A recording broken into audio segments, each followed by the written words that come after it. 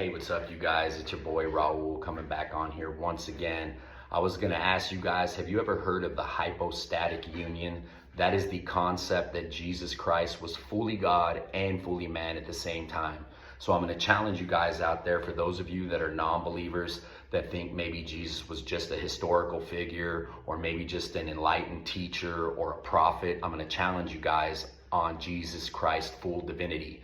And for you Christians who think that Jesus Christ was half man, half God, I'm going to challenge you and prove to you that Jesus is God and him and the Father are one and one in the same. Jesus Christ is God.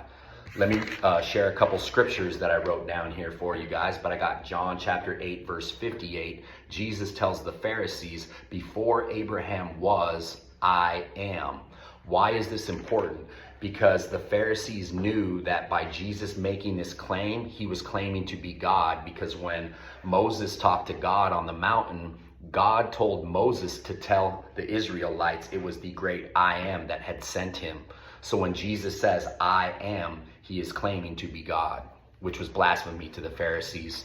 What about John chapter 14, verse 9, when Philip is asking Jesus what the Father is like in heaven, and Jesus tells him and the disciples at the Last Supper, anyone who has seen the Father has seen me. I think that's pretty clear, guys. John chapter 28, verse 28. What about that? When doubting Thomas saw the resurrected Jesus and couldn't believe who was standing before him, and he asked him, is it really you, Lord? You're going to have to show me. And he asked to touch his side and the holes in his hands. And then Jesus shows him, and doubting Thomas falls before him and starts to worship him and tells him, my Lord, my God. And Jesus does not refute him, because Jesus knows he is his Lord and he is his God.